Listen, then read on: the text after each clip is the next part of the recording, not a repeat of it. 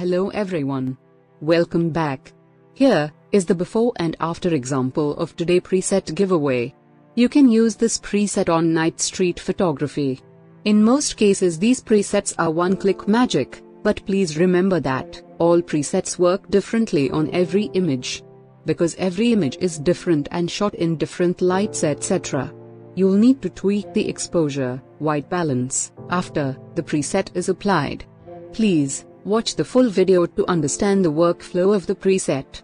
If you are new here and don't know how to download the preset, you just need to read the video description. I already mentioned there how you can get this preset. And don't forget to check out my other cinematic presets. Go to my channel playlist, or you can also click the I button to check my other presets as well. Thanks for being here. See you soon.